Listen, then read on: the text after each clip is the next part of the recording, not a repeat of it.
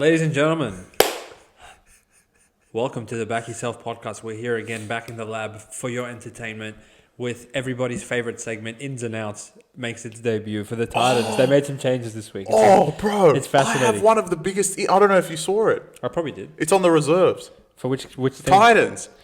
No. We'll wait for Titans. Some idiot's coming, has he? I think... Truly, he was a favourite before the Back Yourself podcast existed. But he is up there. If we had to make a favourites 11, he would be in it. Back Yourself XI. Yeah, 100%. I guarantee. We'll play a game when we get to Titans if I can figure out who's there.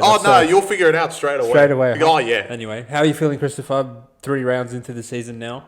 Everyone is on the same playing field. Everyone has a win and a loss except Raiders. Who are undefeatable. Well, we'll get to them. But are they favourites yet? No. They're that good. Apparently, but our people don't understand. There is one key out, which again, only Supercoach fans will really understand that he's out. But we understand that means their demise has begun.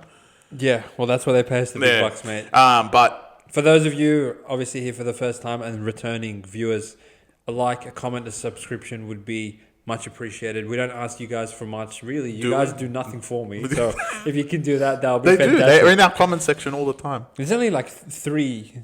Yeah, well, we've got the avid Dragon. Well, he's disappeared. The Dragons fan, he wants no bar of the Back Yourself podcast. And the Zarafos brothers have also disappeared. I haven't seen them all week. Well, they haven't been cited at all in general because true. of their fucking money. Well, they have a week off. So Zarafos brothers, there's your shout out because you guys are not going to have beyond. They needed one definitely to wake up to themselves, but what we're going to wake up to on Thursday is a grand final rematch. The Penrith Panthers... Can you even say it's a grand final? ...are going to Melbourne off their bye after beating the human dog piss out of Parramatta in round 1, 700-6. I did not think I would see Penrith plus 8.5 at any point of this season, maybe besides the Melbourne game, but I had this on the look ahead. For those that are watching us week in, week out, I said, look, I'd probably have this at 4.5. Yeah. Which is what it opened at. Obviously... It should be 8. Everyone remembers just what they've seen most recently, which was Melbourne winning by 500 and Penrith losing to Roosters at $1.03. So that's in unison with Dylan Edwards' groin injury has pushed this to 8.5. And I'll just give a quick rundown in terms of player movements, and then you can give me your thoughts on the grand final rematch. Okay. So we are looking at Nelson is listed among the reserves to go and smash the shit out of Panthers because he wasn't there in the grand final, famously. Well, the reason he's on the reserves is because he could get suspended from New South Wales Cup, which is really funny. Well, he has no loading. He should be all good. And outside of that, we're currently the same 17, except Will Warbrick is out, concussed by Grant Anderson. So that's noteworthy. He got concussed at training. He got concussed somewhere, I don't know. Maybe he got concussed scoring against Parra. The 100-metre intercept try. Sure. On the Panthers side of things, Dylan Edwards lost to a groin injury since Dane Laurie take over the number 1 jersey. Brad Schneider joins the bench for no reason. Isaiah Papali also joins the bench, getting Matt Eisenhuth out of the team, and Blaze Talangi is the 18th man. In case anything happens, Blaze will be there. So, Christopher, 8.5. Are you shocked, or is this justified? Well, I want to say we missed it in the last podcast because we had enough to cover. But I think last week really puts into question, will James get his jersey back in New South Wales? But I guess that's an origin question because, well, he beat him. How could you even fathom the idea of taking the sky blue off Dylan Edwards? He's the greatest player of all time. He was there and Teddy had nothing and beat him pretty convincingly as well. Look, but anyway, I think Teddy's got a bit more work to do. But this goes off for 3 weeks. You know what's fascinating about the Roosters game last week? Not to get sidetracked. Because I know what's going to happen. These guys got 1 win against Penrith in 6 years, and now they're out like, we'll figure them out. We'll smash Penrith. Easy money. So anyway, that's more of the next game preview. The only team that's going to smash Penrith this week is Melbourne. Yeah. Look, there's a few teams this week that are in my thoughts, I must say, and Penrith's one of them. This is not a good spot at all. All right, there is the fact that Penrith have lost a game. Sure, they did lose a game. Coming off a loss, they're usually very good. But this Penrith team is nothing compared to this Melbourne side, and nothing compared to even the grand final team that played. And you're minusing Luai, Fisher-Harris, and Edwards from your grand final team. Yeah, that's a lot. And they're adding Stefano and possibly Nelson. Yeah, it's a lot. Okay, Warbrick's out. Again, who cares? Yeah. I mean, How can you not put this at 8? It should be more, in my opinion. Wow. On game day, it could be 10. Wow. Double digits. This lineup, like the way constructed, if you count 2 players, 2 points per player, in Melbourne, it would have been 2.5 anyway. Yeah. And I'm counting 2 points per player for Luai, Fisher-Harris, Yeah. Edwards. The 3 of them together are worth 6, yeah? 3 of them are worth, and then on the other side, Stefano and Nelson. Yeah. That's 10 points. Yeah. And it's 8. And obviously getting it to 10 is going to be some sort of miracle, because who's going to sit there and go, I'm going to take Melbourne at -8. There could be people and sharp people taking it, but if you just look at the straight facts, it should be 10. And will Penrith cover it? Maybe they'll lose by 6. But do you really want to bet against a Melbourne side off a bye? We saw what Melbourne did off round 1, obviously against the Parramatta side, who was much worse than this Penrith team, has no ticker, has no culture, but they're going to win this week. But this Penrith team, like on paper, awful. They're playing one half, Melbourne's specialty. I mean, Cleary is lucky to touch the ball. The way, whenever he gets the ball, this guy's going to have 4 players around him, the way Penrith play. And we saw when Penrith went to Melbourne last time, and they did the exact same thing, they literally scored 0. And they're 5 times worse this time. I don't think there's any argument for Penrith in this case. Anyone will be like, oh yeah, Penrith will probably win. And guess what? I'm probably going to be wrong and Penrith will go win. But if I'm looking at this paper, it should be -10.5. What are you going to say if Penrith go and win? I don't care anymore. I'm going to say whatever I want to say. Who gives a fuck? It's my podcast. No, not in terms of like you're going to back down to anyone, because it's a Back Yourself podcast. We don't give a fuck. But in terms of your viewership on the season, you know what? I guess what I'm not watching any content for the rest of the year. Who cares? They're going to win again. So if Penrith go and win this That's it. particular round 3 fixture, you're going to be like, well, fuck me dead. If Penrith go out and win this game outright in Melbourne with all the outs they have, and Melbourne are full strength, literally all of us are wasting our time. Yeah. But you think they're going to get killed? Literally annihilated. Okay. Can I get a full-time score prediction? What's annihilation in your 40 to 12. They're going to concede 40. They just conceded 32. 38, sorry. Yeah, 36? 38. 38. Yeah, well, how can you overcome Roosters? With Edwards. All right. Is the spread fair at -8.5? Yes, it is. Is Melbourne technically the right side at 8.5, even though traditionally, understanding everything about punting, you would lean the +8 in this sort of a game? Yes. Melbourne should kill them. But it's Penrith, so they're going to go and beat them. But I can't be bothered. It's going to be torture. This is... Okay. In a backs against the wall scenario, in the last half a decade, every single time these son of a bitches have run out in that black jersey, they've won. Yeah, I know. In a back against the wall situation. What's more important to me? Melbourne coming off the bye or Penrith coming off a loss? It's more annoying to me that Penrith are coming off a loss. I would have rather, genuinely, Edwards never got injured. They won by 700 against Roosters. And then I can go and lay 4.5 this week, knowing that everyone thinks these cunts are still gods when they're actually not gods. But I despise the narrative now that the position that Roosters were in going into the game was, oh, Roosters are dirt. They're going to get fucking killed. Yeah. They're going to go against the might of Penrith. And then the other way around. And now literally it's a swapperoo where Melbourne... How can Melbourne lose to fucking Penrith? Whereas now I feel like Melbourne are more inclined to go and play like idiots and drop the ball 100 times. And all those 75 errors you saw Penrith do last week, now they're going to go and control the ball, and Cleary's going to kick them into a corner 100 times. And the Melbourne players are going to be like, well, fuck, we were supposed to actually win this 13+. Why is this still tied? Literally. By halftime. Literally, there's no point of watching. If they win, there's no point of watching anything anymore. But we already know who's going to make the grand final winner. Who cares? Yeah, that's where I'm like, okay, there is a possibility. In previous years, when they still had Luai and Fisher-Harris and all this, anytime they came off a loss and everyone's like, is Penrith fucking in jeopardy because they lost? Because they go win, yeah. Because they lost Crichton 2 years ago. No, they still had everyone. No one was beating the Penrith. And until genuinely Melbourne could have beat them in the grand final. They just didn't on the day. That's fine.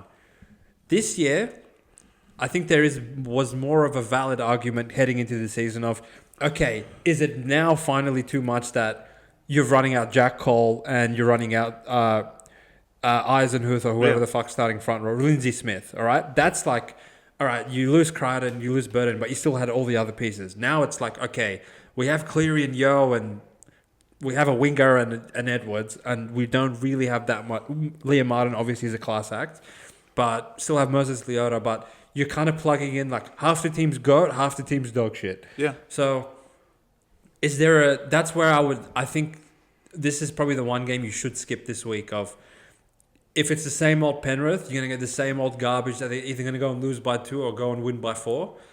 But if there actually is chinks in the armour, this is the wrong place, wrong time, and these cunts can go and actually lose by fucking 20. Like, if Melbourne won 36-10, I would not be surprised. I disagree with your take. For the goodness of the league, just take -8.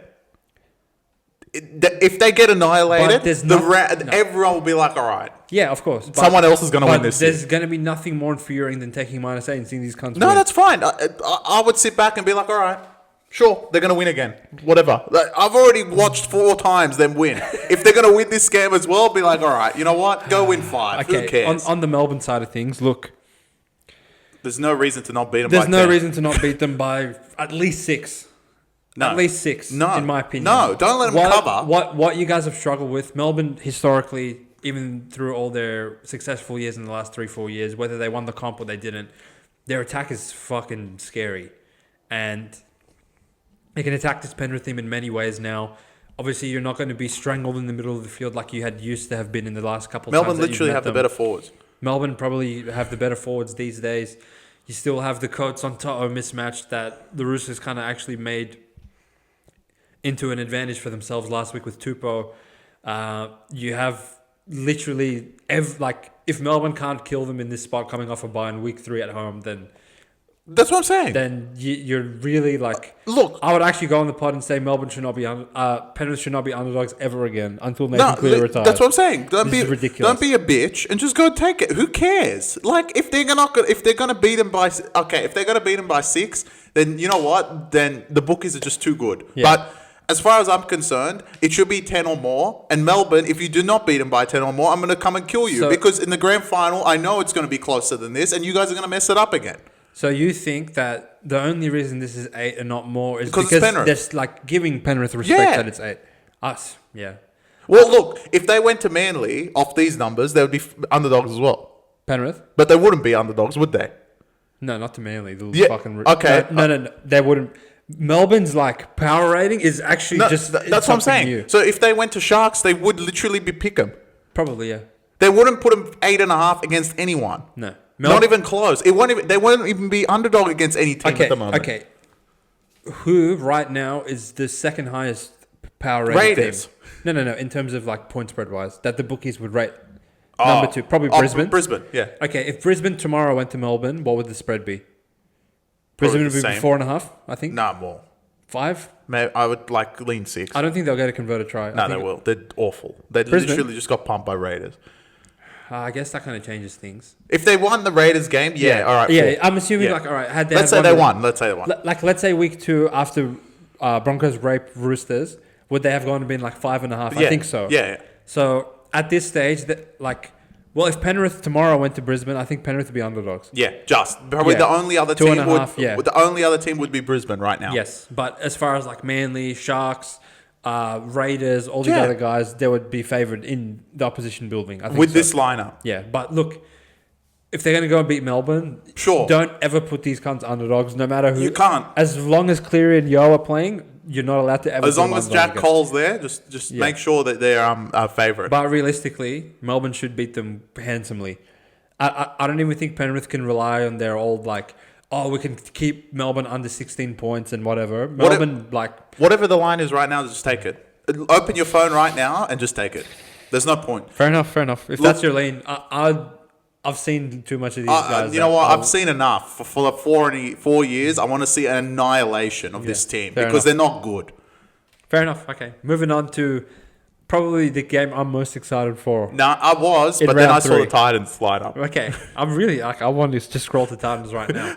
But the championship DNA Sydney Roosters coming after winning the premiership last week now pack their bags and fly over to New Zealand to take on the mighty Wars after beating the dog piss out of Manly. And you okay, sir? Yeah, it's all right. Keep going, man. I'll just cover it. And it's going to be a very interesting game because both of these teams 7 days ago were the dirt of the sport, and now both of these teams are apparently gods. So, as far as play movement goes, the Warriors stick with the same 17 every single week, win, lose, or draw. Guess who doesn't stick with the same 17? Robbo has watched the podcast and he said, fuck you, Chris. This is my show and I'm going to do what I want. Get my boys back in there. Spencer Leniu, back. Lindsay Collins, conveniently, he's not ill anymore. And Victor Radley, passing concussion protocol, is also back. Makatoa and Lasalo have gone to the reserves, and Savala is the 18th man. Celesti Fiketti failed his bid in a careless high tackle, then who gives a fuck? So, essentially, same guys that won last week, except you take 3 of the rookies out and you put in 3 of the big dogs in the middle of the park. Big dogs? Yeah. The Origin sensations. What's the Warriors? Oh, is it 1 to 17? Am I talking now? The Warriors are 1 to 17. Of course. Shoot for the stars. Warriors will win. So, look, I don't. My analysis was done in the review. For those that didn't tune into the review, I'll give you analysis. It's not a theory. It's just facts, right? Those 3 rookies, right, gave you literally everything against a team that we're questioning on laying 8 points with, who literally have nothing. And they're going to Melbourne, and we sat here 2 seconds ago. You were saying, "Oh, I'm scared of like laying 8, bro. Like they could lose by 6." Roosters beat them by 6 with no one. So those boys deserve another chance if they're fit and available, and 2 of them were. And Robbo goes, "Nah, you know what? I'm going to go back to Collins and Radley. Radley, as far as I'm concerned, I don't even know how he passed the concussion protocols in 1 week. But anyway, I hope. One thing I do hope for Radley is he doesn't get concussed again for the rest of the year. Because that's like life. That's got nothing to do with footy past that. Yeah, agreed. It's ridiculous. It's actually ridiculous from the club that they're even allowing him to play as far as I'm concerned. But anyway, Collins is all of a sudden no longer ill. Isn't Leniu back as well from his suspension? Back, yeah, fantastic. The only reason is those boys don't deserve to be there and they don't deserve the week in. They're literally going to go to New Zealand and lose. There's nothing good about Warriors, and there's no logical reason why Warriors should win this game. But like last week, Warriors shouldn't have won that Manly game, and they did anyway. This Roosters team, on paper now, is like, well, they beat Penrith. No, they didn't. 10 of them beat Penrith. Not the other 3. And those 3 were the difference as to winning against Penrith and losing 50-14 in the same fucking building.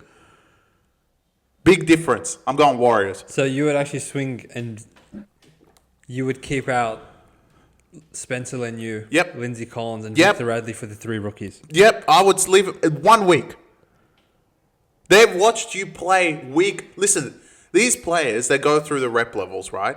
We know some boys that are at those levels, that are younger than us and are at those New South Wales Cup levels.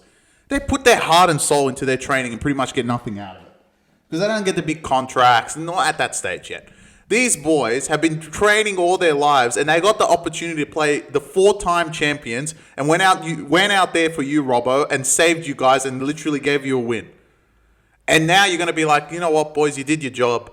Yeah, you beat the 4-time champs, but I'm going to go back with my really good players who 1 week ago literally quit on me after Bradley went off. It's not like those 3 rookies were the reason they beat Penrith. No, yeah. That's just the easy, lazy, logical takeaway that you can have of, oh yeah, well, they had these 3 players and now they don't. No, but why did they fire up? Because they got embarrassed in week 1. Okay, but they're worse players. That's fine. Why would the 3 players or anyone that came in give a fuck about the first game? Okay, but that's what I'm saying. Those 3 players weren't fucking man of the matches from last week. But you're saying is because they got annihilated week 1, they weren't even in the squad.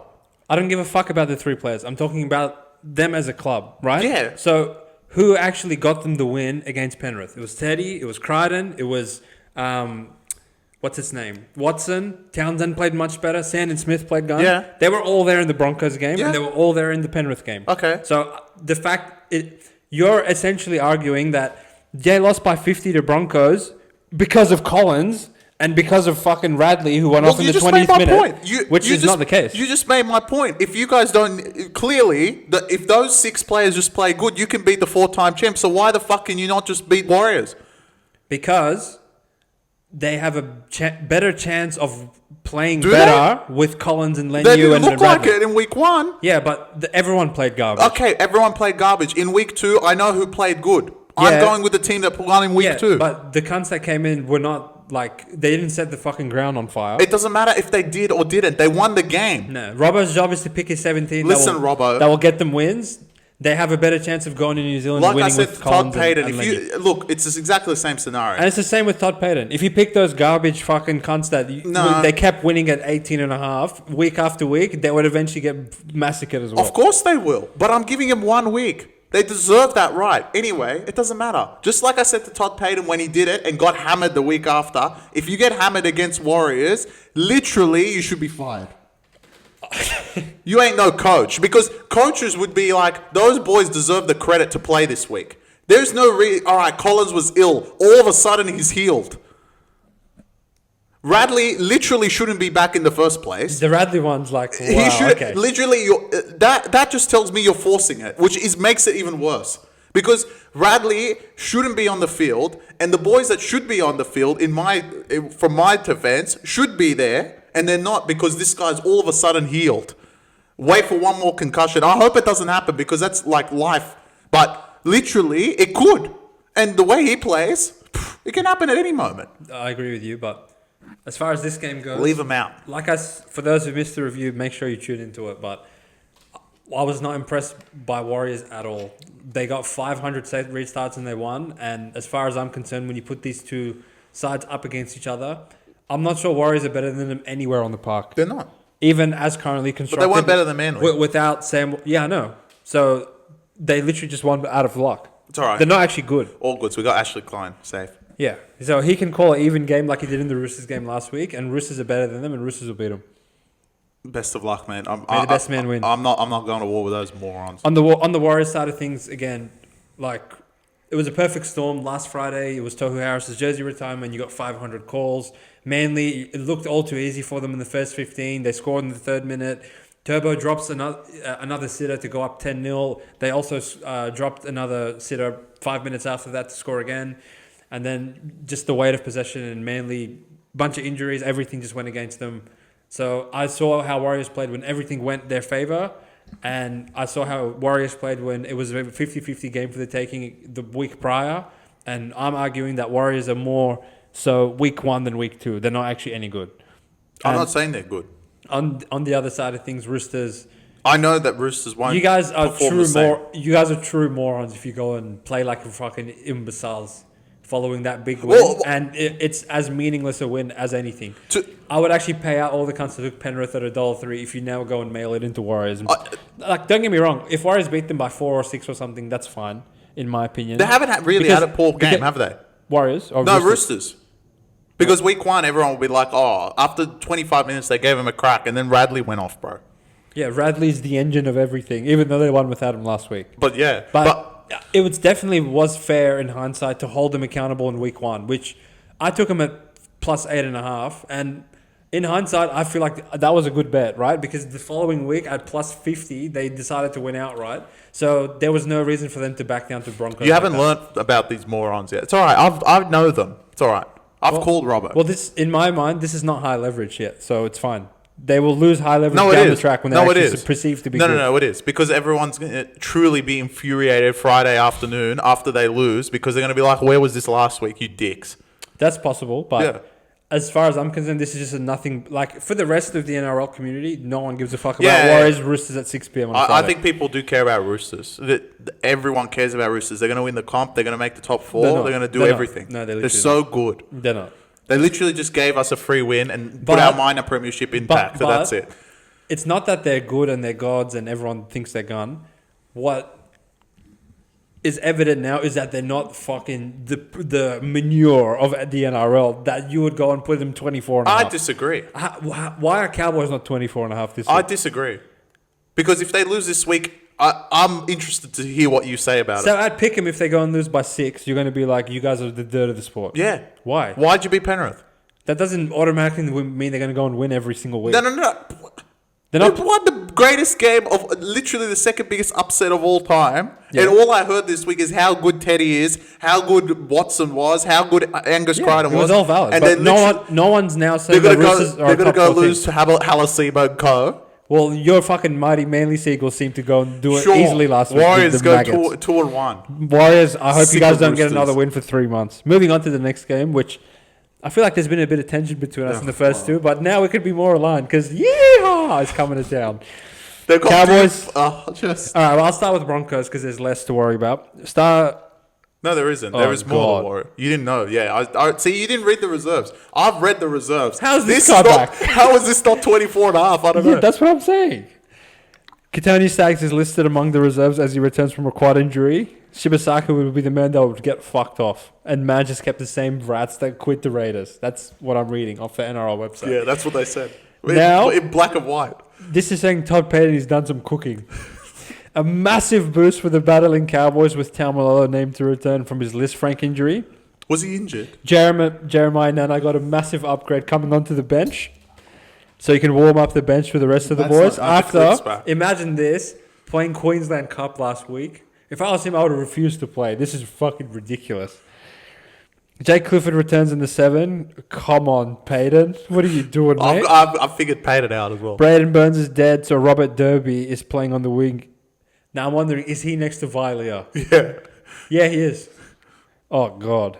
Sam McIntyre will come onto the bench. Isn't Vilea? And Harrison Edwards and Carl Lauren have been Wouldn't Vilea be on Stags if he played? Yeah, fantastic. No. Oh, they're lucky. He's lucky. They lucked out. So, I don't know how this isn't 24.5, but this is all the way now up to 17.5, even after Broncos lost, which is comical. Is there any chance for those Cowboys to go and have a red hot dig at getting their first win? All right, Todd. They wouldn't have covered 17.5 to anyone so far. All right, Todd Payton. Listen, I know what you're doing. You think you're a wizard, right? Todd Payton thinks he's some sort of smart, wizard, right? Genius. Because he's put in Clifford, not because Duffy played bad, because Duffy literally hasn't done anything wrong. He hasn't done much right. He doesn't have much right, but he hasn't done anything wrong, really. I know why he's in. Because they saw last week and they were like, we can't kick. Nah. Fogarty did pretty well long kicking game against Brisbane, didn't they? So you know what? We're going to copy the same style and bring in our kicker, which is Clifford, and really pin him in their own half and not let him out because our middle defense is so good. Jason Taumalolo's back and Nanai is coming off the bench. And we're going to be so good and we're going to win this game and we're going to make sure Brisbane go 1-2 and we host Queensland in that's all in Todd Payton's dreams. In reality, this is 50-0. In my concern, I'll tell you exactly what's going to happen. Literally, we could see a record week 3. I think so, yeah. I actually think they could get to 80. Truly. 80. Nah, it's too early. No, it's not. Because... when they go to Melbourne, then... No, honestly, Brisbane are a worse spot right now than Melbourne.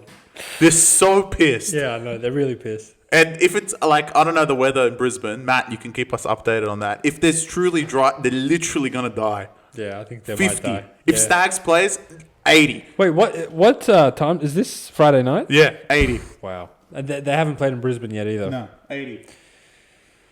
Are you giving them a chance? At what spread would you take Cowboys? I'll take him. I'll take them more than Roosters. I can't take less than 24. No, I wouldn't take 24. 30. 26. 5 converted tries. 30. I wouldn't take him at 26. I truly think Cowboys are going to experience death on the field. I could see that happening for sure. There's really no number you can give me with Cowboys unless you give me something just astronomical and stupid all right, we'll give you 36.5. Then I'd be like, I kind of have to take them. But even then, I'd be like, well, I hope they don't concede in the first 10 minutes. Because Roosters, all right, they conceded in the second minute, they fired Let's off. meet in the middle. I'll give you 30. No, I'm good. Fuck that. Anyone that wants 30 is up for the taking. Because these guys can't even score. Part of the Roosters' rationale was, you know what, they can get for 16. So can they keep Penrith from 40? That was the $1 million question. I'm not convinced these guys can get to 10. No, they can't. They're so bad. They can't. And as I've been telling like you boys on the review that obviously you guys come in weekly and week out and tune into what we say about Cowboys.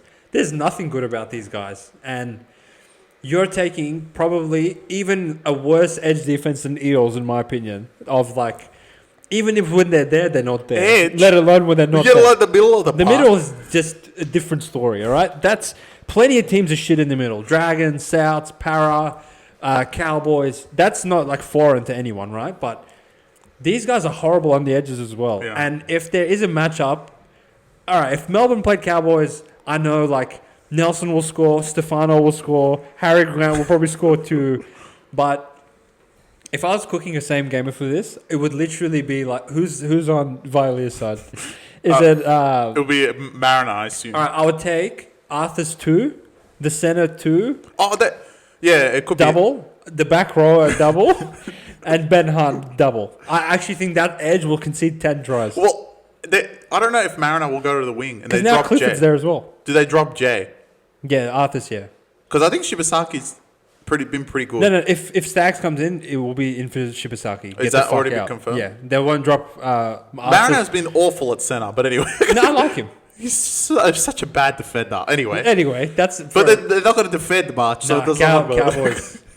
Wrong place, wrong time, wrong I sport. kind of wish this was wrong Jared town. Sutton. Can Jared Sutton do both games? Nah, I don't. These guys don't even need the ref. Like it will literally be play the ball, try, play the ball, try. Oh, it's play on, I think. I think it's Todd Smith. Even worse, Even yeah. better, yeah. Yeah, It's like- just play on. Sometimes styles make fights in the NRL, and the one thing that I will be is a little bit hesitant about, but this will just mean the game will play out differently, but you'll get the same result. So. Brisbane's approach to the first 2 weeks of shift every 2 minutes, shift it out wide, and we'll run around them.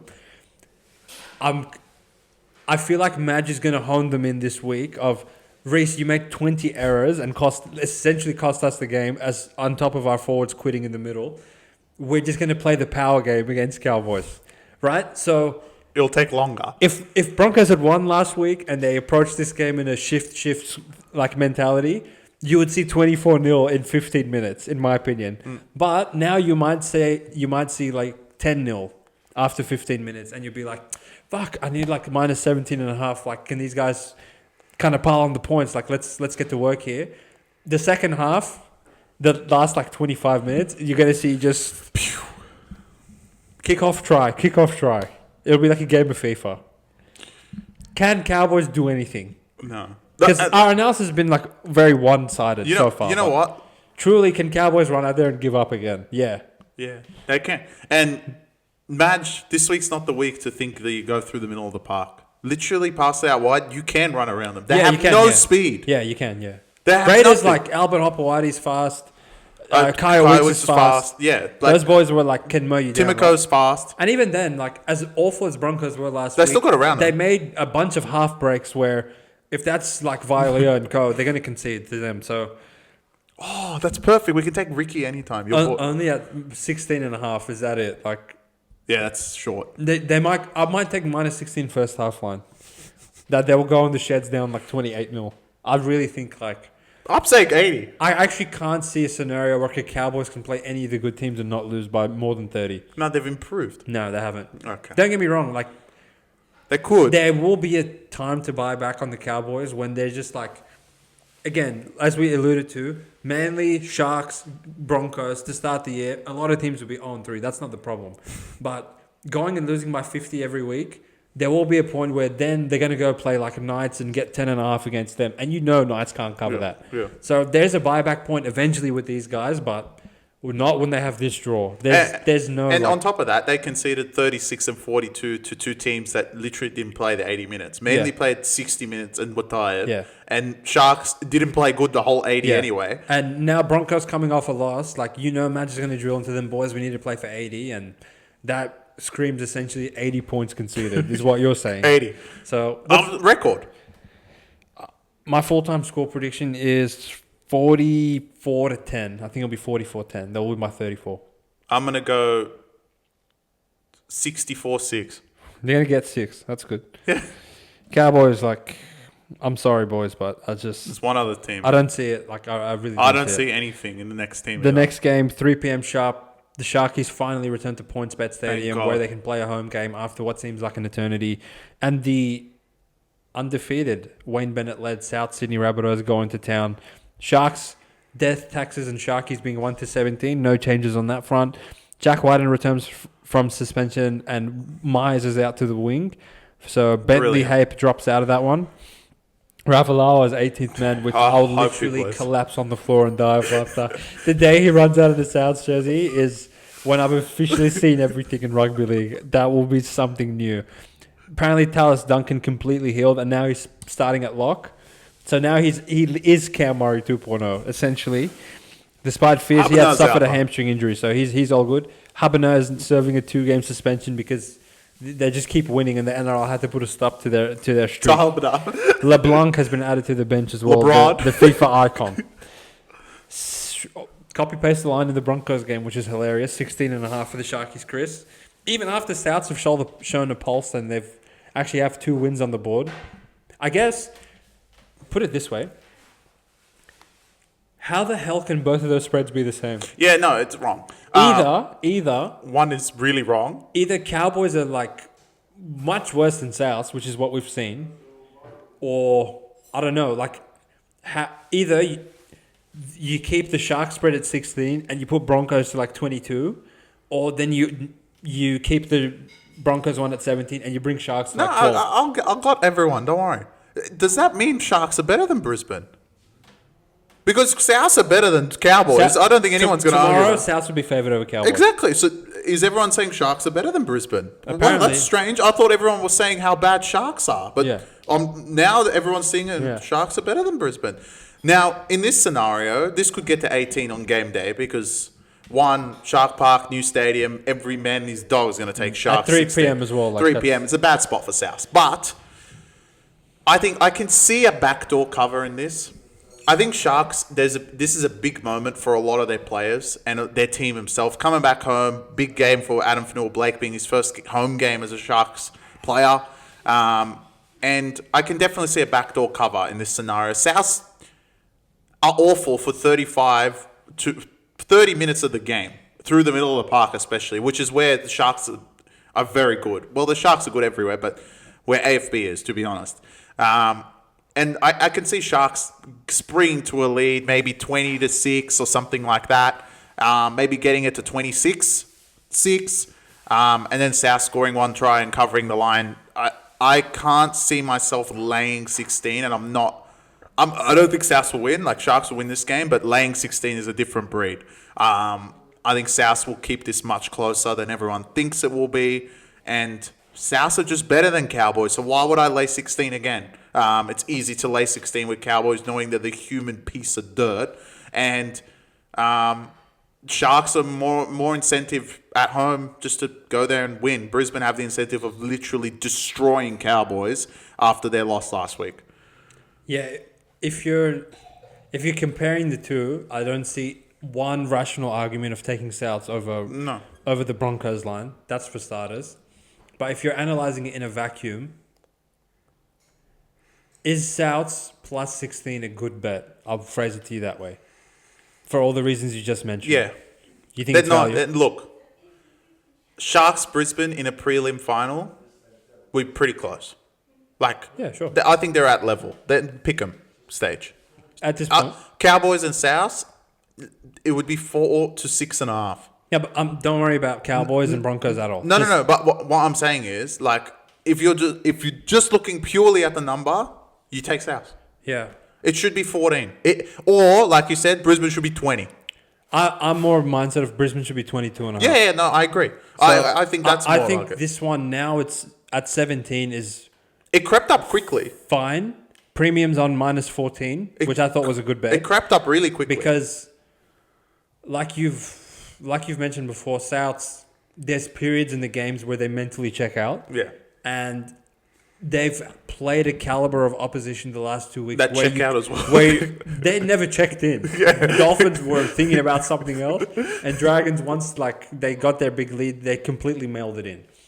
So the question is, can Souths keep the game close if they play like literal waste for half an hour against Sharks at PointsBet. I don't think so. Not at, Yeah, well, not at 3 p.m. it depends how wasteful they are. They're going to be awful, aren't they? Yeah. And Sharks have shown us that their goal line D is actually all right. Yeah, like Comparatively, right? South Like scoring. South, all right, they play Dolphins. They need to try. All right, fuck it. We'll go left. Herbie will come in on the block runner. We'll just score 2 tries. Yeah, bang. but Sharks won't do On the that. other side, okay, Cody Walker will just dummy and walk through the heart of Dragons. I don't see them being able to just do this and score against Sharks, right? But I see them being able to do this, concede 3 tries in 10 minutes to Sharks. Yeah, they can. So do I want to sit there at 3 p.m. on a Saturday after Sharks have come back from Vegas and Townsville to go back home finally off a like pretty long-ish turnaround and host Souths? I don't want to take Souths, and I would be, look, gun to my head, I'll definitely take it before I would take Cowboys, but I'm not in a position where I have to take one or the other. I can take minus 16 on both games, and I don't think Souths can stay within the number for 80 minutes. I'll take 1 to 24. Get the extra points. I can see Souths backdoor covering for sure. Souths. I don't think Souths can win. I feel like Souths are a bit hard done by at the number. Yeah, they are. In terms of, all right, what would this be if they were 0-2? 20? That seems a bit more. harsh. Yeah, 22. That seems a bit harsh. No, But more like 24. yeah, something like astronomical. So have their 2 wins finally like got them to 16, and that's supposed to be a sign of respect. Look, I thought like this would be 12, and then I would smash Sharks. Is that it? But at 16, I'm like, maybe technically South is the right side, but that's baking in the fact that like there's a reason you took -7 with Dragons last week, and now you're not going to take -15 with Sharks, where Sharks would like be probably -16 against Dragons. I think South, like, it will be a slow exit to their not covering spree, and they're going to cover again by covering and losing this time, because it's just going to be slowly. They're going to show themselves quit. And I think they have small moments. They quit already, and they've played shit teams. This week, they're going to play, like, I think this week they're going to fire up a lot more. They might play their best out of all the games, to be honest, this week, because they're going to have to. Otherwise, it's not going to be 16. They're dead. Okay. But you're completely saying I did. I would take, gun to my head, I'll take the South line. I respect where you're coming from, because technically, like, based on what we've seen and what the And numbers Sharks haven't been great. I understand that. I know Sharks can play better, but they haven't been great. I'm not sure Souths can play much better, I don't. to be honest. Well, look. If you're just looking at that, then they beat Dragons by 1 at the end of the day. Like, that's pretty bad. Yeah, I know. That's pretty bad. No, like they just look. If this was Cam Murray and the Trell and all the boys, I'd be like, oh, this would be a cracking game of footy. But at some point, your lack of talent catches up to you. Will it catch up to you against Dolphins with a cyclone in the back of their mind? No. Will it catch up to you against Dragons? No. But against now a proper... So it seems like you've just completely abandoned your week 1 philosophy of the dirt of the sport cannot compete with the gods. Yeah, well, I think this week is a unique scenario because the number is simply wrong. I think it's too high. Yeah, okay. Fair enough. I don't... Look, if Sharks go out there and prove to me that they can cover 18, which they did against the dirt of the sport, but that's Cowboys. They've covered 24. But I don't think they can go home and replicate the same thing. If they do, then stop. Why can't they? They didn't even play good in their one. Because Souths are better than Cowboys. But I think Sharks have like much more to improve. Oh, yeah, but I don't think know? it'll turn around in 1 week. Fair enough. I understand. This is one where whoever takes Souths, I'm not mad at you at all. Last week I was mad at you. That made no sense to take them. No, it did. There's no reason to take 7 with Dragons. But I like them. whoever's been... The one that really made no sense was week 1. Yeah, week You don't 1. take Souths to pick them. Sure, like they won because in hindsight, Dolphins are just that bad. But Speaking of Dolphins. if you take Cowboys this week, I'll be like, wake up. If you take Souths, I'll be like, fair enough. Like that's... I get where you're coming from. Moving on. The next 5:30 p.m. sharp at KO Stadium. Finally, Saturday again is spectacular. It's a really good slate. All 3 games are great. The Dolphins finally return home after their long 2-week voyage in Sydney, where they leave winless after their massive and embarrassing loss to the Knights last week. Now host the mighty Tigers, who are the number 1 defense in the NRL. Who would have thought that after 2 weeks, Chrissy? Christian Wolf believes in the same 17 that have quit on him 2 weeks in a row and makes no changes. Tigers fullback Jareem Buller named despite fears he has suffered a foot injury. He was in a moon boot, yeah. Heath Mason is part of the extended course just in case.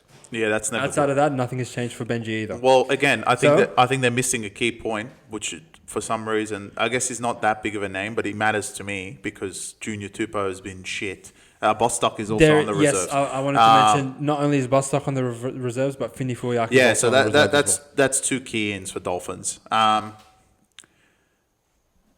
You're gonna have to take him again. I'm sorry, everyone. Look, if they're gonna go on 3, sure, we're wrong the whole year, but pick them against Tigers. There's no reason to take Tigers. They won the comp. I get it. Tigers are the type of team to defend Knights and defend Para with all their hearts and give up to Dolphins.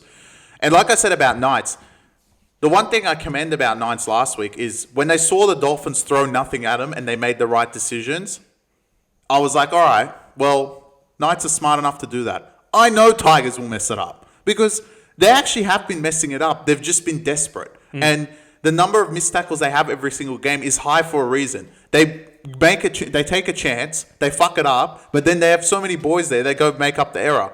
Now, you could say, oh, they're going to do that against Dolphins. Now, do you trust that against the strike of the Dolphins' outside backs? No. If they're going to, if I don't know, Dewey's going to make a mistake on Farnworth, you're literally going to concede straight away. Like, the speed they have is just like that, you're going to concede. So, you can't really make those mistakes. And the middle of the park, okay, they have Terrell May, but the Dolphins' middle of the park, on paper, it looks better, especially if Finney comes back. Pick him at home. There's no reason to not take him. We've taken him twice. You might as well go to war and hit him a third time because if Tigers are going to go up there and win, then they're truly 8 contenders, in my opinion. If they go up there and lose, it's the Tigers. It's just a bad spot. I think Dolphins off an 8-9 day turnaround. They've got things sorted out. They're going to win this game. This is the definition of under duress. Yeah, obviously, 100%. It's I got to put Dolphins. them under duress. 0-2, heading back home after 2 miserable losses down south. And this is the ultimate kitchen sink game for 100%. the Dolphins. And you're getting them at a pretty juicy price, bro. Like, if you're picking the Tigers, how many teams could go into Redcliffe on Saturday and be favoured? Probably like 8 teams. And that's not really what we had envisioned for this Dolphins team. Maybe like you said, Chris, if we're just flat out wrong about these losers and they lose again, then we come on the pod and say, look, we were wrong. We're jumping ship. We've abandoned. These guys fucking lost to Souths, Knights and Tigers. They're beyond help. They're done. They're cooked, whatever it is. If Tigers are that good that they can hold every single team to 1 try and win every game, fantastic. I think we'll actually literally come on the pod and be pretty happy if Tigers go yeah, there. of course. We'll be like, these guys can make the 8 now. Yeah, that'll be Easily. pretty encouraging to me that they played a team more desperate than them, more hungry than them, arguably just as talented as them, maybe in a different shape and form. Yeah. And if Tigers beat them again, then fair play. They're just really like shocking the NRL world at that point. I mean, it's good. Is the price wrong? Yeah. I would think Dolphins should be like $1.70. Especially with the Buller news. Like, if his Buller's out and Heat's there, it should be 2.5. Like, I would put it like a hideous amount. yeah, I don't think Tigers can go out there without Buller and win this game. And I think we've seen it with traditionally, Heath. Dolphins, like, I know they play a bunch of their home games at Suncorp for no reason. At KO Stadium, they actually fire the fuck up. They're hard to beat, right? So, like you said, Dolphins kind of been hamstringing themselves these first couple of weeks with their just egregious fucking completion rate. And it's not even that they're throwing the footy around and dropping it. They're just dropping it like in boneheaded ways. So you got the 9-day turnaround versus the 6-day turnaround coming off playing Parramatta in the heat, then going to play Redcliffe and probably more heat at 5:30. Buller is questionable apparently with a foot injury. If he doesn't play, that's also in your favour where you know what you're going to get out of Dolphins. Potentially, especially if Bostock and Fini Fuiaki play. I think Junior Turbo has been absolutely fucking horrible. Which we actually thought he's a pretty good signing at the time. I think he just hasn't come to fruition for whatever reason. Defensively, Tigers they handle the speed of the Dolphins and actually match them in the middle of the park, which Dolphins have been pretty well matched. Not even really. Like, they completely dominated South in the middle of the park, but just fucked it up for themselves. And last week, again, I don't feel like the Knights pack overpowered them. I just think Dolphins made so many errors and Jared Sutton fucking literally called raw ball on their 3-meter line. And what's concerning about Dolphins is their goal line has been absolutely fucking paper thin. Yeah. And from what we saw from Tigers, Looks Yeah. like when everyone's intact, they can defend. They have the ability to put points on the board, right? So it's one thing holding Parra to nil. That's like well and good. Parra just looked like a lost case altogether, which sound the alarm I've heard. But No. until that point, like Dolphins, if you guys can't win this, what can you win? Yeah, really? no. Like, come You got to on, go to boys. war with it. If you've been on them the last 2 times, which Premium has, go to war again. There's no reason to take Tigers. It's really fascinating in terms of how you view the teams going into the game. Of there's going to be two camps, and one camp's going to be like, Dolphins are just shit. They've shown us they're shit. There's no reason to take them. I'm taking Tigers. And then there's going to be the contrarians like you and I, Chris, of, yeah, but 9-day turnaround versus 6-day turnaround. They 0-2. Tigers coming off a big win, yada, yada, yada. There's no reason to take Tigers. Well, my final case... I would never take Tigers in this I'll spot. a case that we'll love. 2-0 and against the spread versus 0-2. Yes, there is that as well. Yeah. That always works. Yeah, because cunts will forget that Tigers covered week 1 for no reason Exactly. as well. So, yeah, I think this there's no reason to take Tigers. Come Agreed. on, Dolphins, wake up to yourselves. Agreed. I don't want this early in the season for us to like have to start putting a line through cunts. Oh, yeah. And that's why if they go on 3, well, I'm done Cowboys, with it. they're gone. They were done. There was already a line of them before a kickoff happened in the sport. All right, the most exciting game of the round, in my opinion. I cannot wait for Titans Knights. This is incredible, guys. Oh my God, he's there. You realised who it is. All right. Are you happy now? You have to take him. Titans at 7:30 p.m. sharp, hosting Chris's mighty Newcastle Knights, who are coming in for a red hot three-peat. And Des has unfortunately had to switch out a player. Canberra is out injured. I think he hurt himself because he was running too fast. Clearly. Hope you get well soon, mate. And Tony Francis comes in on the wing for his 3rd NRL game. I'd drop him immediately. Isaac Fasuamale has been added to the bench in place of Jamin Jolliffe. Who cares? On the night side of things, I can't believe this is like these guys are favoured with all this play movement. Leo Thompson out with a knee injury and Kai Pearce-Paul out suspended. So that's 2 of their main and key starting forwards not making the trip up for this one. Some say they're scared of Tino is the real reason, but Brodie Jones and Adam Elliott come into the starting front row and lock positions, and Thomas Kant comes in onto the bench. If this guy ever runs out of the Titans jersey again, and he's on the extended bench, Ken Mamalo, shout out to you, Ken. One of the previous 5 Tigers captains and Warriors DNA from back in the day, he's in there. So, unfortunately, couldn't quite smuggle into the 17. I'll get him at fullback. I'll get him at wing. But Don't worry about it's alright because Tony Cleese Haas is still starting, so that's just as good in my mind. Titans premiums are on plus 3.5 in this one, because I was like plus with Titans against these guys. I'll happily take it. Now down to 1.5 because Cunts have realised Knights have no forwards. Chrissy, will the Titans get their first win of 2025? No, because all I've been told the last 2 weeks is how good Knights are. You should easily beat Titans. I don't care who's there. You have Kalen Ponga. And I'm going to keep the Knights accountable for this because now that they're all of a sudden rated and don't have Leo Thompson and Kai Pearce-Paul, 2 forwards, they should be able to beat Titans. Titans were awful last week. And the first 20 minutes, they conceded 22 points to this Dogs team who can't score and don't have a player even close to Kalen. So I don't see any reason why you guys can't just go win. Because, well, you're Newcastle. You're the greatest team ever to touch a foot onto the field. And you're going to win again. You're on a 9-day turnaround. The same excuse as Dolphins. You get to go up to Titans. Titans were probably still here when you guys were in Gold Coast. Because you probably left early and chilled for the weekend. I'm sure did no drinking. Nothing special whatsoever. Because you're so well drilled by Adam O'Brien. And you're going to go win this game. Because Titans just came off a loss to Dogs. Look like dirt. Lose the only player that can actually score on their team, and still have 2 fullbacks in halves. So I'm going Knights. Okay. Is that what you actually think is going to happen? Or I'm going Knights. They're so good they can go in if they want. But so you actually are tipping Knights? Yeah, I'm tipping Knights. Out of principle, or you actually think they'll win? Out of principle, because if you they actually think they'll win? Yeah, I think they'll win because what I've seen and what I've told is how good they are. Go win, then. You've been lied to, mate. Well, look, if they go on and lose, I will say it in front of the podcast, they're a piece of human dirt. No. There was no reason to win the first 2 games. If you truly had a massive massive cock. If I was you, I would have gone upset alert Titans again. So you fade Knights 3 weeks in a row. I'm good. They're so good they can go win again if they want. It would have been really. I want them to win the minor premiership. I want them to win the whole premiership. As far as I'm concerned, I love Knights. All right, Titans. Show us your tricks, Titans. Look, I'm giving you a pass for one game. For what? Because they were awful. They were horrible. I know they can be better. Can they? Did they train this week?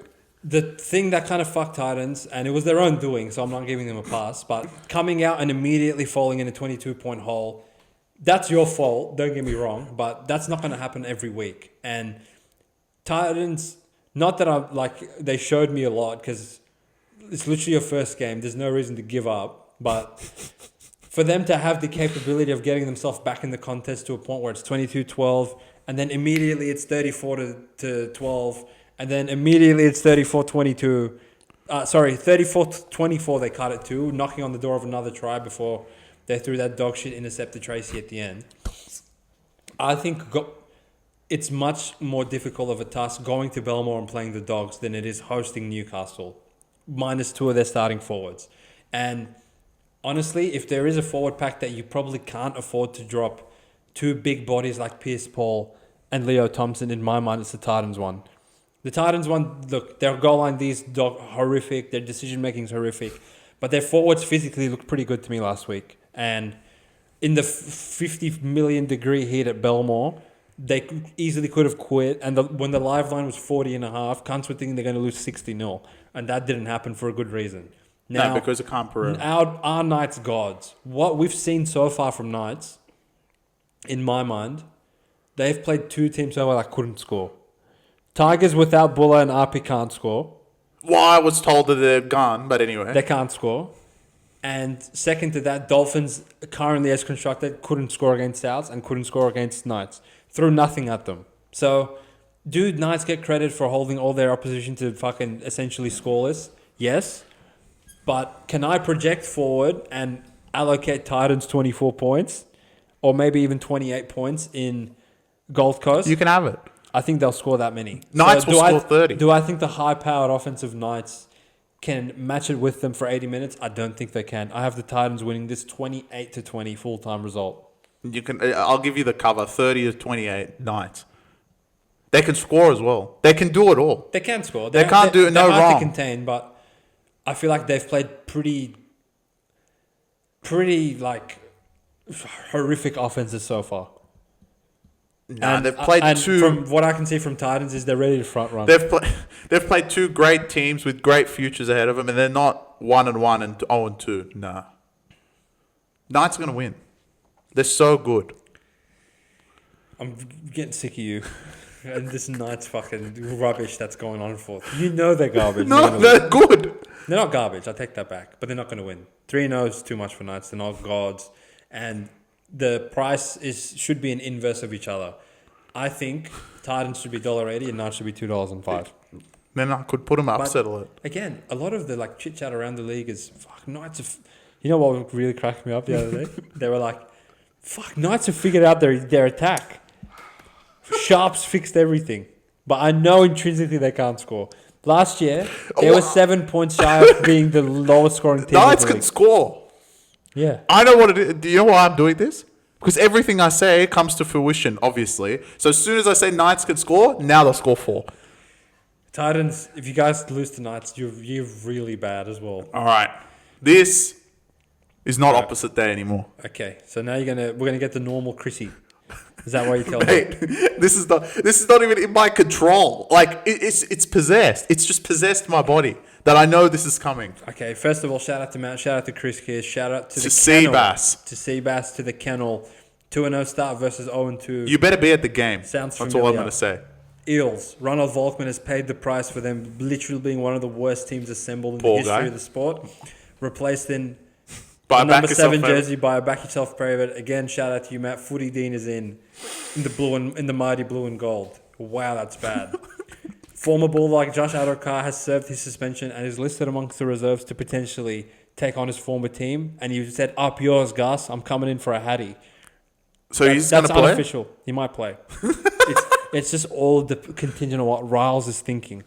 Well, I actually like the new winger, but anyway, he played all right. Simonson will make his return via New South Wales Cup and is 1 week away from us truly getting what we want, getting Simon back out there. On the Bulldog side, Matty Burton is out, as is Viliami Kikau. The news did come out on Kicks that it is just a grade 2 MCL sprain and he will be back in 3 to 6 weeks. So no ACL. That's good news for the Doggies. Bailey Howard takes over at 5'8". The greatest back row of all time, Sitili Tupanua, goes into the back row. And Moran's back and Suluka and Haas is back on the bench. Suluka Fafita both on the bench. Okay. So, a spread of 9 to 10.5, which will definitely close at 10.5 on game day. Can you confirm Kiraz isn't on the reserve? Kiraz, I don't believe I saw him anywhere. There was no note of nothing. Tough. Yeah, nope. Definitely not. What's the spread? 9. Ryan Madison can't crack the 17 of para. Ryan Madison. 9.5 or 10.5, depending on where you shop around, my boy. So you don't need the points. Wake up. You need a lot of points. No, you don't. This has been just delivered for me as a gift. My upset alert. Sound the alarm for round 3 will be the Parramatta Eels. The piece of human dirt that they are. And I'll tell you why. Look, Dogs, Matt will agree with me this. Without Burton, they're truly awful. Don't look at what they did against Titans, right? Titans were already down 22-0, and by their standards, they just give up like that. And I know you will sit there and go, you know what? Para were worse. And yeah, they were. They were typically worse. And they are absolutely awful. But this Dogs team is not going to deliver on everything they've shown through the last 2 weeks because it's not just Burton out, it's Kikau out. Now, correct me if I'm wrong. The year that they were truly awful, Dogs. Kikau was out for how long? Yeah, good chunk of the year. And I understand Sili Tupanua looks like the greatest second rower lock of all time. But actually playing his position, Roosters did the right thing of letting him go. That wasn't one of Trent Robinson's mistakes. He's awful. And he wasn't good at Roosters either. So don't think he's some sort of god, all right? And without that strike on the edge, and what are you going to do? Like, pass the ball to Stephen Crichton? The one thing Para is actually decent at is they have 2 decent centers. So Stephen Crichton is not going to be as lethal as you think. And Connor Tracy is going to be there for a long night. I can guarantee you a Lomax try because he's just going to jump over Tracy. He's going to jump over half this fucking team because there's nothing that they have. And Footy Dean, as awful as he has been, has a lot to prove. And in my opinion, this Parramatta team has been laid in an absolute scenario similar to what we saw last year when Tigers were at home against a Cronulla side who were 2-0 and no one in the world thought Tigers would go there except for us. And this time, it's just me. Parramatta are going to win this game outright. Don't take the points. You don't need them. Okay. So this is 9.5, correct? Is that it? You don't need the points. If Kikau and Burton was playing, what do you... Third, I wouldn't take it, though. So do you think that you wouldn't take 14.5 if Kikau and Burton played? No, because they can score then. They can't score right. As currently constructed, I will struggle to see them put the ball over the line. Where are they going to score from? They don't have the block play on the left edge. Against Para, anywhere they want. I get it. You don't. Effort-wise, 100%. But in my opinion... this team's just despicable. Look, you're on your own. I know I'm on my own. How the fuck can you come out there after watching Para for the last 2 weeks and put your hope in the hands of Footy Dean? That's who's going to save you. Yep, he's going to save me. And he's going to save Parramatta and give him a few weeks. They'll probably win 2 games because conveniently they probably play Dragons the week after. And they're, wow. They'll lose to Dragons. Well, if they win this week, yeah, they can lose to Dragons if they want. They will. Look, I'm going to tell you something. I want you to understand. It's very clear and concise. Yeah. By the time Mitch Moses runs out there for the first time, they're not going to have a win. Whether he comes back in round 14 or round 8 or tomorrow, they're not winning a game. Not with Footy Dean and co. This team is a fucking basket case. I've been on my own and I will stay on my own. I couldn't care less. An ambush is coming at Bankwest and Dogs will lose this game. Is this at Bankwest? Of course. It's not a call? No. Who's reffing? That's a good question. You need someone like Chris Butler that will also give them calls. Yeah, it's at Bankwest. Well, you can go find out who's reffing for me. Okay. I'll do it. While you do your synopsis. Okay. Bulldogs, they've shown me something in these last 2 weeks. What? Resolve? They've already had resolve. That's not an issue for the mighty Bulldogs, but they have really figured out the attack over the off season. And if you really paid that like ultra close attention to how they've been playing the first 2 weeks, they haven't just been a one side dominated attack that previously in the early last season they could only score on the left edge. It was Fox, it was Bronson Jerry, and it was Kickout and Burton. They wouldn't even go when Hutcho was there. It wouldn't even go right. It was like Crichton was a parked car in a garage. Well, they're gonna have to go right to them. They're not gonna go to Bailey Haywood's side. Truly, your analysis is correct as far as that's two really big losses for the Dogs. Yeah. Losing Burton and Kickout will rear its ugly head against 90% of the NRL, but there's two teams in this sport that you can't take right now in any capacity. Cowboys, you can't take them even if they're getting 40.5. And if these cunts play them, I might take Cowboys. That's where power is in my eyes. These guys are lifeless, clueless, directionless. They have nothing. They have a couple talented players. Don't get me wrong. The direction's coming. I would still fear Lomax. I would still fear Dillbags. He's not a bad player. Just because he signed for $13 million for 10 years doesn't make him a shit player. He's still a good 5'8". Young guy, he's still not bad either, to be honest. But if you guys are going to lose 32-0 to Tigers, I'm sorry, I got nothing for you. And I'm going to need, at a certain point, I would take Para. What? How many? Double digits against Para. Like, if Dogs score first, I'll be like, wow, okay, like, we're in trouble. If I was on Para, I'd take Para like 14 without Burden and Kickout. At 18, I would take them. Actually, I wouldn't take 18. They're so bad. I don't need any points. And the Bulldogs, I think they can... 0 points. They can bounce back in terms of wounded target theory of, look, boys, we know we've got a big job to do this week. Obviously, the media is going to be like, Burden and Kickout's very big losses. It's going to be hard for us to keep racking up wins. But honestly, last week they could have played Titans without Burden and Kickout and won, in my opinion. No. And they would have beat Dragons without Burden and Kickout as well. You can't have both arguments. When they went down 22-0 and be like, oh, Titans showed resolve and they showed that they could bring it back. And if it wasn't for the AJ Brimson knock-on, it would have been 22-18. You can't have both ways. They literally only scored because they were both there. And once they both came off, they've scored 18 points from that point. Titans scored more than them. So that argument is false. They can't score. They can score. I don't think they can. They can score. Mate, Sexton, he's playing good.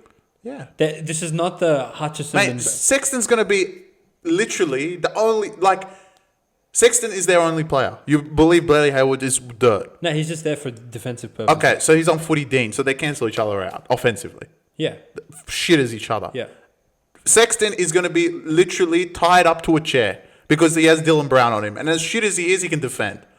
Yeah, but you're looking at things in isolation, though. Okay, I'm looking at things... Okay, keep going in isolation. Dogs are better through the middle of the park. And the way... And their mentality and everything. Yeah. Edges... That's enough to cover 10 points. I don't think it is. I don't even think they need the points. Okay, if Para get down to the Dogs' goal line, I know Dogs can hold them out for multiple sets in a row. I think... Can they? Yeah. I think Para are that bad that even the Bailey Hayward-led Dogs can go and score on them pretty much like without even trying. That's where I hold Para in regards I don't see... I don't think Dogs get above 20. I think Dogs can score like 26 easily. I don't think they get more than 4 tries, like less than 4 tries. Maybe, but yeah. I don't think they can score. Like they've lost 2 key players, and the year that Kickout wasn't there, they were truly awful. And on top of that, their second best outside back outside of Crichton is also out. You don't have Kiraz as well, so you have Toya and Wilson on the wings. Yeah, that's fine. I'm not saying it's awful. They're saying the Parramatta side is awful. Everything about Parramatta. I get it. That's why you're getting 10 points at home. No, but that's not enough. I'm telling you need like 14, 16. I don't need any. I don't need any. Roosters can do it. You guys can do it too. It's Dogs. Jack Williams. They're still starting off in Gow. You're going to take them to win. Yep. Against this Dogs pack. Yep. I owe you a very big apology if they win, but You owe every Parramatta fan an apology. I'll give them one. And every Dogs fan, including you, Matt, need to be literally like just calm down a little bit, all right? You don't have Burden and kick out. Relax. It's all right. You will be good. And we said you're good the last 2 weeks. But 10.5 on the road without him, that's a lot. That's where Para is. That's where Para's at. But Para's not at that. They're not Cowboys. They're their own entity. They're on their own. And Para will prove that they can get a win without Moses. You better hope they get it soon, mate, because it's happening this week. Okay, moving on to the Battle of Brookvale, baby. Shout out to Charles Croon. Shout out Game to of the round. Oh, yeah, probably, yeah. I mean, Knights Titans for me is up there, but this one is definitely comedy game of the round. This is like game on paper. After you've watched 7 games of footy, come 6 p.m? Yeah. 6 p.m. on a Sunday evening, you want to watch Manly of War versus Raiders By of the War. way, the Parramatta ref is Wyatt, just letting you know. Yeah, that's... Mate, Para, I can't even... You don't even think they're going to get calls. They'll get calls.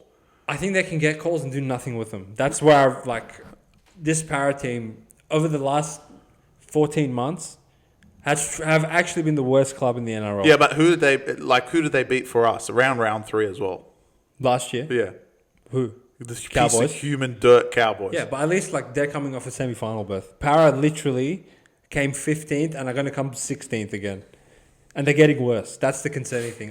Shout out to the Para fans out there. Victory is coming, boys. This is bad. And I'm sure a victory, come on, Seabass. honestly, I hope they win. Fuck it. Give them some sort of hope, some sort of morale. Give Moses a reason to be like, oh, you know what? I'll try and get my rehab. I'll try and come back a week earlier or something. Imagine this cunt's foot's been hurting for 6 months and he sees 0-7. He has to come back and play with these losers, knowing that Dillbags is leaving. At least 1-6. I'll just get one win. They're gonna win. Moving on. Manly hosting the Raiders. Raiders have essentially been the darlings of the NRL so far. 2 weeks into the season, have really been the only team that's played 2 GOAT games, I would say. Yeah. Souths have 2 wins. They haven't. Melbourne. You can add both games. Melbourne's only played the 1 game. Yeah, but they can add that and make it 2. Sure. Yeah. Okay. Melbourne played a GOAT 50, the GOATest 50 minutes, probably in the history of the sport. And Raiders have done nothing but be impressive so far, coming off smacking the Broncos last week, and now the big news coming out for the Manly Seagulls: Tommy Trbojevic, Dali, Cherry Evans have both been named to play after leaving the field last week. Tolu Kola, after missing round 2 with the cork thigh, is back. So that weird centre guy is out. Taukeiaho is also back starting, and Josh Alloy reverts to the bench. Tommy Talau is listed at 18th man. On the Raiders side of things, everyone's favourite winger Xavier Savage is back, and Albert Hopewadi is out of here. Unfortunately, Zach Hoskins out with a hand injury. Looks like it's going to be about a 4 to 6 week return to play. So Morgan Smithies takes his spot in the starting lock position. Trey Mooney comes back onto the bench. Obviously, Matty Nicholson, after getting in your team of the week for his double against Ben Hunt, retains his spot in the 17th great as he well. didn't deserve to be there. This is a crazy game. Well, Tarpany's still out. Tarpany is still out. Okay. This is a crazy game because, from my perspective, this was opened at 12. around 12.5, 11.5. This is on the look ahead after Manly had annihilated and dismantled and absolutely blown Cowboys into another oblivion. And Raiders had obviously beaten the dog piss out of Warriors at that stage. So now, this opens at 12.5. Obviously, Raiders go and smash Broncos again, and Manly go and get smashed by Warriors. And this gets moved all the way to 4.5. Still is. That's where I'm going. It goes to 4.5 with Tommy and Daly Cherry Evans having massive question marks around their availability in week 3. Now the team lists have come out. I kept doing the old refresh trick, Chris. When is this going to get to 6.5? When's it going to get to 8.5? It just stayed there. It's just stayed at 5.5. So Chrissy, from 12 to 5, is it justified? What would you have the spread? What's the right side? Tell me your thoughts. Well, okay. If there is insider word that they're not playing, then it makes sense. But other than that, the first time I've said it this year, which has come around, the bookies are literally on drugs. Okay. How is this 4.5? I mean, this is Raiders, first of all. Hypothetically, keeping this at 5 until game day, let's say it stays and everyone plays. You're saying, at this moment in time, the whole top four, our Raiders, Brisbane, Penrith, and Melbourne would go there and be favourite. They're better than Raiders. Even Knights and Bulldogs at this point would be pick'em. And Raiders are 4.5, and maybe you would put, I don't know, who else is in that kind of area? South would be 4.5. South. There's a question for you, right? Tomorrow, South. Dogs and Raiders play on a neutral. Do you think Dogs would be 4.5? No. What would they be? 2. So then Dogs would be 2.5 at Manly, not Pick'em. Yeah, okay. Is that it? Yeah. It's Brookvale. Have you forgotten what after 1 week what happened to Cowboys? they played for 60 minutes and beat them 42-0. I mean, if everyone plays and they're healthy, 10 isn't enough. Look, Really? Raiders have been fantastic. They're the darlings of the turf. But truly, talent-wise, they're not even a match to Manly at all. And Manly app rookie, 1, you beat them last year, which was hilarious.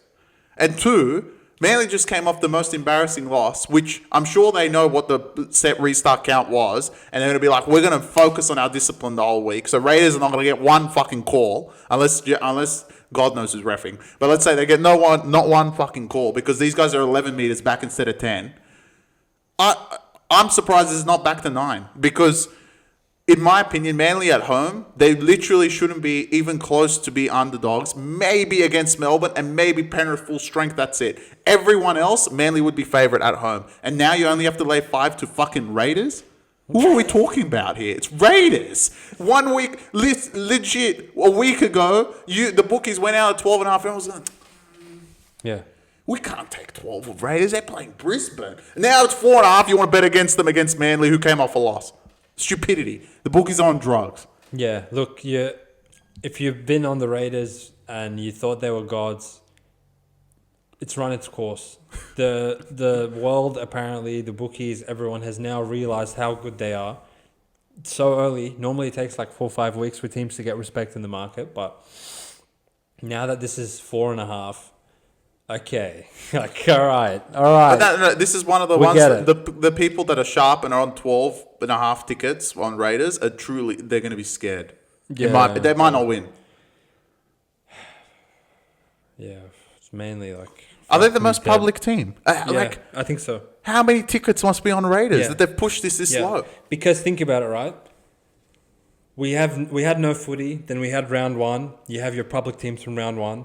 Literally all of them got hammered the next week. Yeah. There's just one team still standing. Yeah. So you have obviously Melbourne who are like public, private, fucking everyone. Companies limited. It doesn't matter. Everyone knows Melbourne's just going to destroy everyone, so that's fine. But now your average Joe on the street, you know what your average Joe on the street's probably thinking? Fuck, you're getting 4.5 with the Raiders. That's pretty good. They just smashed Broncos. That's the rationale. Yeah. Fuck, you like get Raiders at $2.50. Seagulls can't even beat Warriors. You know, because think about it, right? They both played Warriors, and one of them beat them, and one of them lost. They're like, that's right. Your average Joe, who would they have backed last week? Brisbane. They would have taken Brisbane, watched Raiders annihilate them, and been like, "Whoa, fuck! How good's this Raiders team?" And they would have taken Manly and been like, "Oh, Manly are useless," even though they just won 700-0. Now they're useless, right? So by the sheer virtue of that analysis, you have to take Manly at 4.5. Well, who the fuck are we up against out here? At 8.5, I personally would have enough respect for Raiders that I would be like, okay, that's probably a fair line. I'll still take Manly. At 12.5, obviously Raiders are the right play. They're not that bad. I guess the question is this, Chris.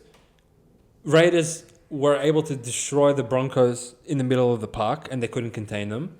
Can you see them having similar success against Manly? No. Manly at Brookvale is just something new. And if you give me 12.5 right now, I'd take Manly. Minus? Yeah. Really? Yeah. I'm not scared of Raiders. Look. But they haven't shown that they would like go out. They wouldn't go out and give up. I'm not saying they will give up. Just Manly are just more talented.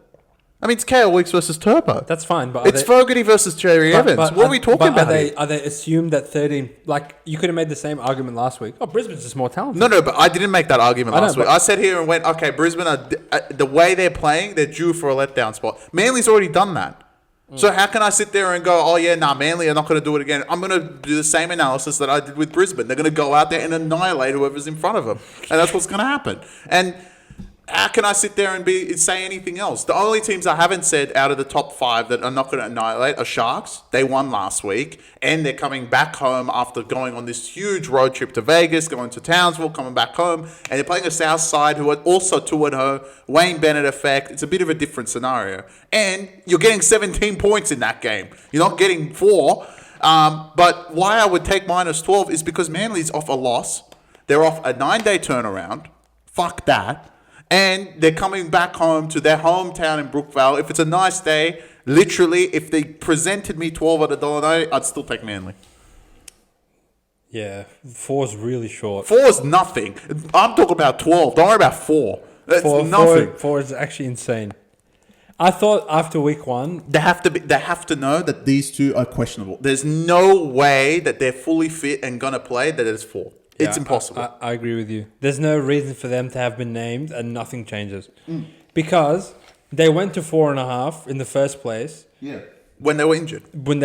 Yeah. Right? So now that they're named, there's no reason for them to still be 4. Yeah, not right now. But the only reason they could be 4... There's insider trading. Because insider trading, or, like you said... we saw Turbo and Cherry go down, and Raiders just beat the shit out of Brisbane. I'm taking 4. Yeah. And it's kind of like a stock, right? When you see it go up so much, in the spread terms, go down so much, everyone keeps hammering it because they're like, oh, it must be the right side. This was 6 like an hour ago. I'm going to keep taking it. At some point, the other side does eventually become value, and at 4, it's value. If you know Turbo, if you have insider trading at Manly and Turbo and Cherry are playing, you would put your life savings on 4. Is that it? Yeah, I would too, yeah. 4, that's really short. I mean, if Raiders go there and win, sure. They're going to make the 8. They couldn't even make the top 6 the way they're playing. But yeah. I don't think they can go there and match it with a Manly side who's coming off a loss and absolutely firing. I think Raiders thrive in the underdog mentality. They really embrace it. And they play well with that attached to their sleeve. And it's a very different scenario. Getting 10, 12 points at home and then going against a fat and hungry... a fat and full Broncos team who have been probably feeling themselves for 7 days, compared to then 7 days later going to Brookvale when these cunts got ambushed by Warriors and now like they're ready to fucking kill someone. What would Raiders be at Melbourne this week? 10? Is that it? It's funny because Penrith are 8. So there would be 10. I mean... Maybe 12 or something. Okay, 12. It's nothing. We're talking about Raiders here. Well, they were 12 at home to Brisbane. They were 12 at home to Brisbane. It's a 12-point swing. How many points swing? This is a 16.5-point swing. No. Sorry. It's an 8-point swing. Yeah. Yeah. Yeah. And they're on the road. Yeah. Incredible. There has to be something going on. Look, we don't know it. We're doing this on a Tuesday. We won't know it probably till Thursday, maybe Friday, maybe even Saturday. By the time we find out if Turbo and Cherry are 100% playing, but look, if this is the spread that they're playing, and you know, like an hour before, this is who's lining out there. 4 is really short. Look, I've been pretty well plugged in so far. I'm gonna say. Turbo came off with tightness in his hamstring, no structural or muscular damage. He's going to play. And Cherry Evans came off with back spasms. He's going to play as well. So you guys literally donating us 4.5. Yeah. Look, if you want to take Raiders and you're just adamant that Manly are pretenders and Raiders are the real deal, don't take it yet. There's no reason for it to stay at 4 if they play. It should go to 6. At least. At least you'll get 6, if not 8, right? So if you're going to take the Raiders, I respect it. Just be patient. Take it probably on game day. I think you get a better spread. If you're going to take Manly... Just get on it now. I would risk taking it now. They could win by 6 without him. Truly. I would risk taking it now. If they don't play, unfortunately, you're going to have to just write a shit ticket. No. If they don't play, I'd lay 4. If they don't play, and in There's no reason to not take it It's now. a pick 'em or Manly or underdog. I would take him without both of them. I'm telling you, they'll win by more than 4.5. There's nothing to lose if you take it right now. I think if they both don't play, they could still win by 6. Yeah, well, Are they truly that awful? Especially with Kohler back. Levi will just go to fullback and tell and they still have Olakau'atu and Brooks, and they're still fine. yeah, I mean, they're still okay, right? Jake Jabovic's still there. I don't see them actually being able to bully this Manly pack at Brookvale on a Sunday night. no, they won't be able to. Like compared to them just steamrolling the Broncos loser forwards. 100%. I think that kind of closes the world. Matchup wise, you're going to think of it in terms of, the Raiders' outside backs are at least fast. Yeah.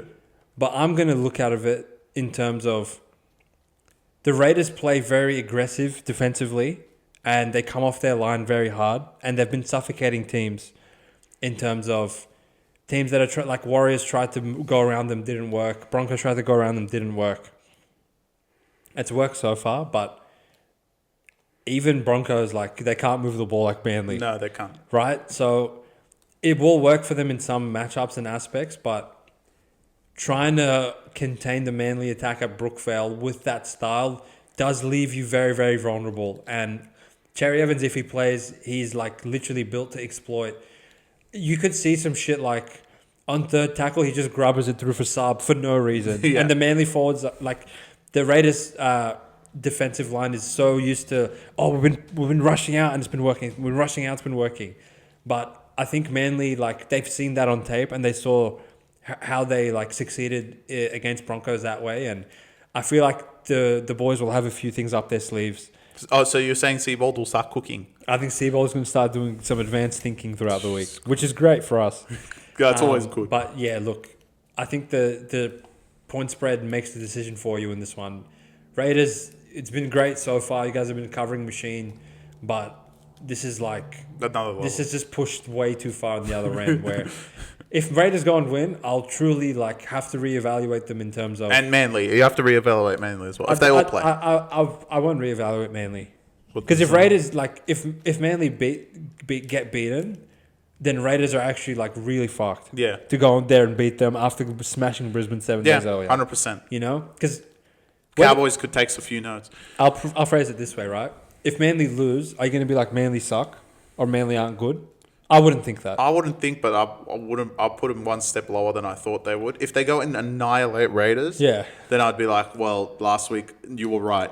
How many calls can you give Warriors to make sure that they lose? Because exactly. It's ridiculous. Yeah, but if Raiders win, then I'll have to actually, and then they're like, I don't know, plus 2.5 against some other like flogs next week. I'm not gonna then come on and be like, oh, is that it? Raiders are still this and that. I'll be like, yeah, Raiders. Okay, Raiders sure. else. Raiders are just like that fucking good. I think that's the same for a few teams this week. Yeah. Round 3 kind of like, I think, you've got to settle some teams out. I agree with you. Yeah. Round 1 is like, oh, how much can you react to this? Round 2 is like, What just happened? is that really true? And then round 3 is the telltale of, oh, that's actually true versus, oh, no, that's not actually Well, true. that's why I'm saying Knights are going to win.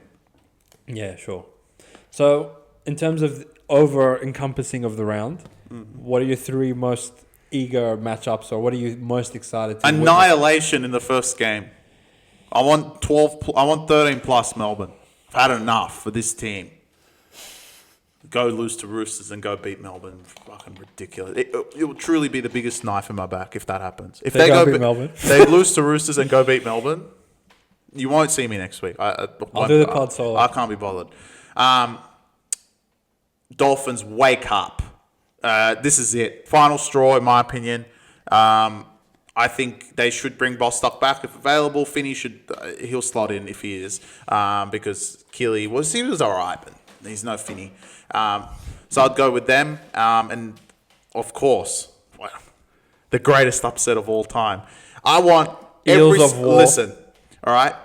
This is obviously in advance, and obviously I could be completely wrong. But if I'm right, I want every single person that watches this to share this with an NRL fan they know. Share this video and just say, you know what? This guy does know footy. He got that right. Out of all the games, out of every single game, I could have done upset. I could have done Titans, like he said. I could have done... Who else? I could have done... Actually, I couldn't have done much. Really. I could have done Tigers. Yeah. But I could have done Penrith and just been a peasant like every other idiot. Oh, yeah. Well, you can't put Penrith underdogs. But no, I picked the human dirt of the team. Probably the lowest team, and no one rates them. So if they do win, I want apologies from every single one of you for making sure that you never put Dogs minus 10.5 against any team without burden. Fair enough, sir. On my end of things, Titans, wake up and win a game. And stop allowing this Knights onslaught. That's number one. Number two, I'm very excited to see Sharks at PointsBet. I can give them a little bit of a pass in terms of their itinerary, going to fucking Vegas and Townsville, playing like sloppy joes. But They play South. I want to see their fluidity with the ball. Is South ever not in your takeaways? Fuck South. They're just infuriating me. Because last year, they never covered for me, and now they keep covering, which is fucking annoying. They have Humphreys. And number three, most important of all, I want a dagger put into Warriors. Why? Because they got too many calls. Because now I like Roosters. They justified me when I take 24.5. All right, Thanks for telling me no. Actually, you could share it again. If Roosters go and lose with everyone, I want another share. Yeah, all right, fair enough. Sounds because good. That's ridiculous. All right, you guys let us know your lights, your thoughts on the round, what you guys would put for under duress and upset alert if you had that segment on this podcast. Are Raiders the real deal? Are Cowboys going to lose by a record? Will Penrith finally crumble in Melbourne? These are all good questions that we are looking forward to finding out. In about 5 days' time, we'll check back in with you guys, come review. Like, comment, subscribe. Peace out. We'll chat to you later. Have a good one. Peace. Unless you're a Warriors fan, then don't have a good one.